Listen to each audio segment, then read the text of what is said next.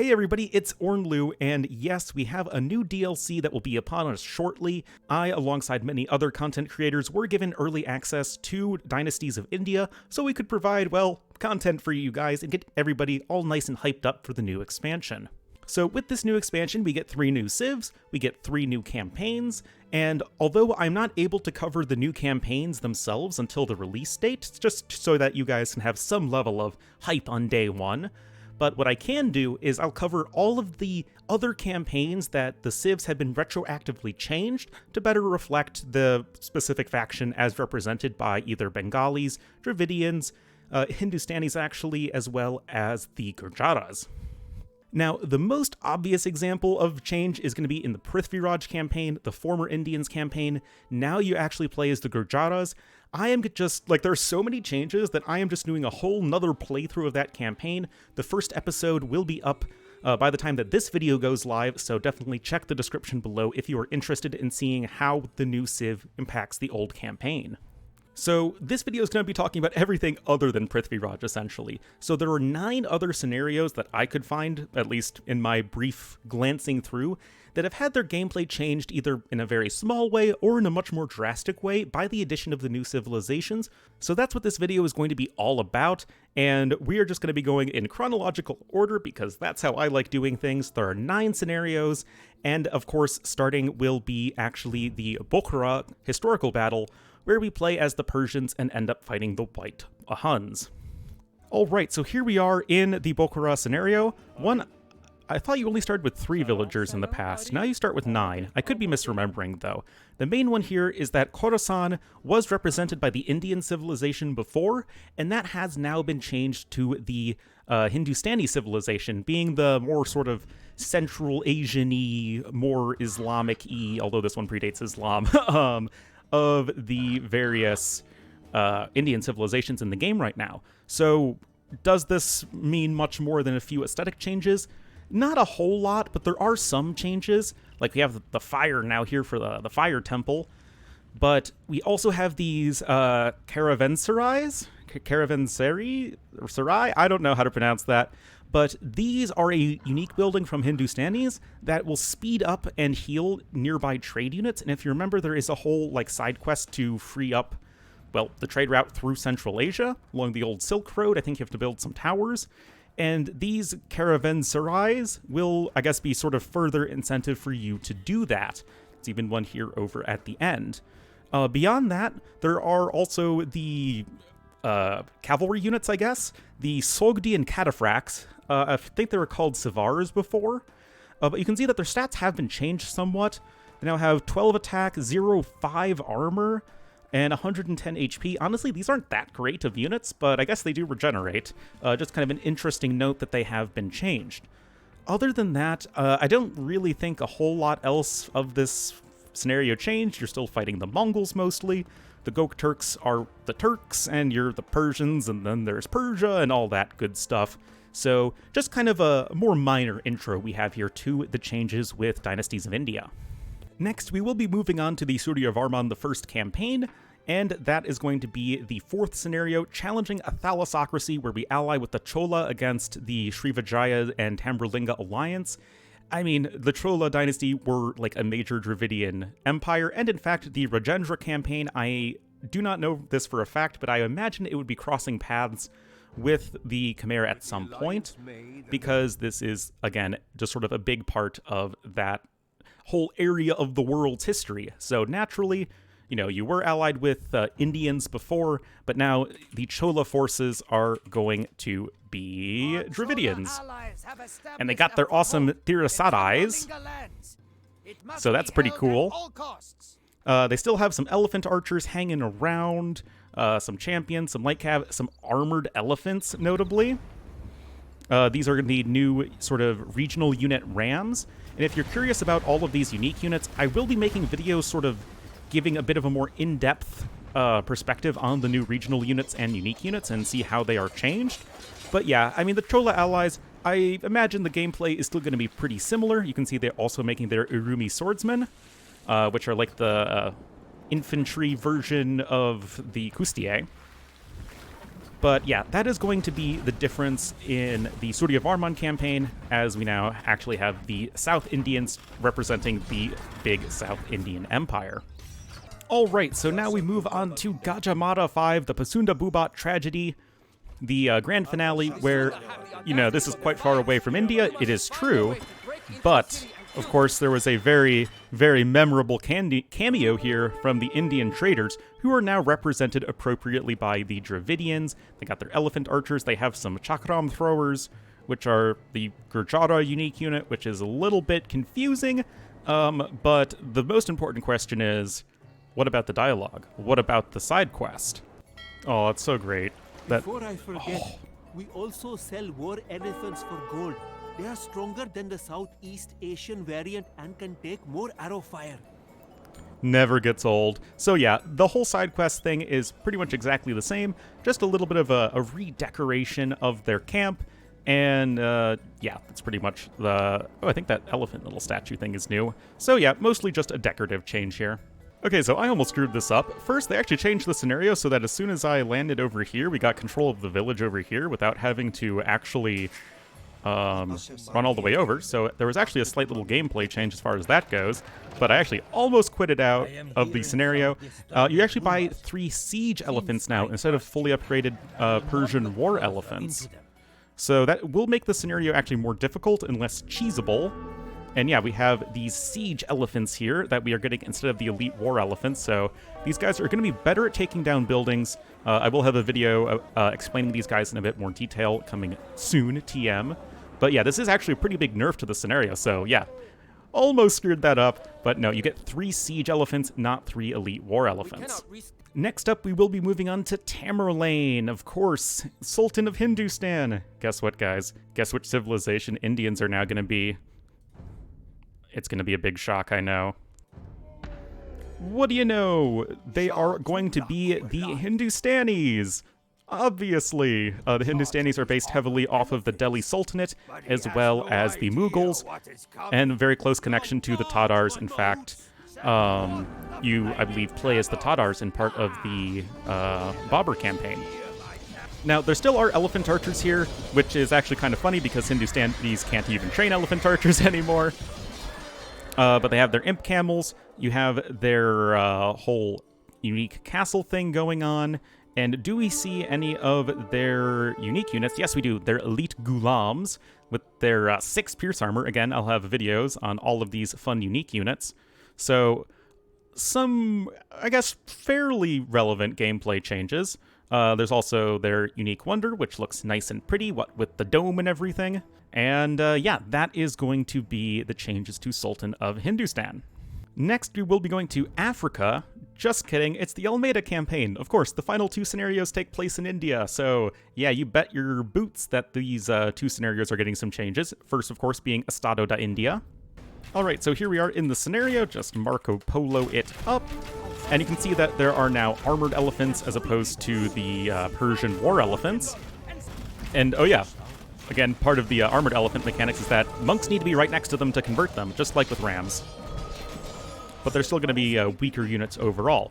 Now, as far as the Civs go, we are in the Malabar coast, so that is southwest India, so logically, we are having the Dravidian civilization.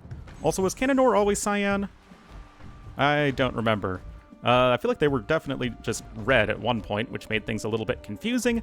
But yeah, regardless, everything else, it has been Dravidianized. Got the monument here. Got their castle. We've got these Urumi swordsmen all over the place. Is this camp changed at all? It looks like it's a bit more built up, although maybe I'm misremembering it. Also, they are Dravidian, so they've got their Thirasadai warships that you're going to have to look out for. Still have that cannon galleon that we're going to need to take down.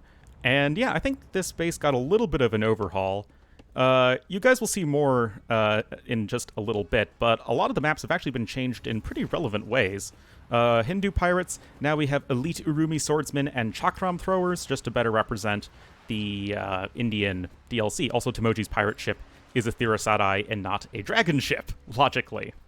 Next will be, of course, the following scenario, A Sun's Blood, where we are still in India, but we're going to be moving a bit further north and west, closer to Gujarat and the whole realm of the Gurjaras. So naturally, those guys are going to be making an appearance. We got Gurjaras now for Diu, the Gujarati traders, Gurjaras, naturally, and even the enemy leaders faction have all been re-cived. So these guys used to be Persians, these guys were Persians, although that didn't really matter, and the Gujarati traders used to be Indians. But as you guys can see, they actually did a little bit of reworking of the scenario. You have the Ottomans now, and this is like nothing that's really relevant to the Indians necessarily, but I feel like the Ottomans have a much more sort of fleshed out base.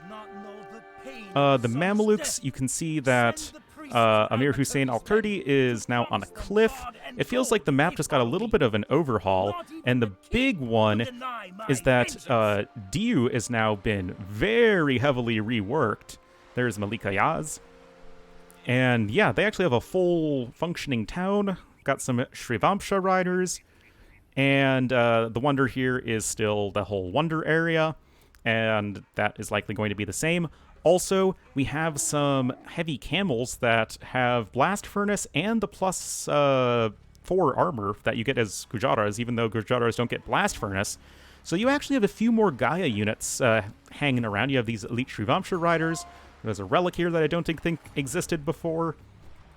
And again, some more Gaia units at your disposal. So this scenario has actually been reworked a pretty noticeable amount. Oh yeah, and I just realized you have a bit of a timer now as well. So you can't just sit back and convert super slowly. You actually have to be a bit more aggressive. So yeah, that's another interesting little bit of a gameplay change. And now for the last campaign that at least I noticed any significant Civ changes in, it is going to be the Bayinnaung campaign. We are of course close to India, being in Burma, so several of these scenarios got changes. First, of course, being the first scenario, the Burmese Tigers. Alright, so here we are in the first scenario. I feel like this was also changed a little bit.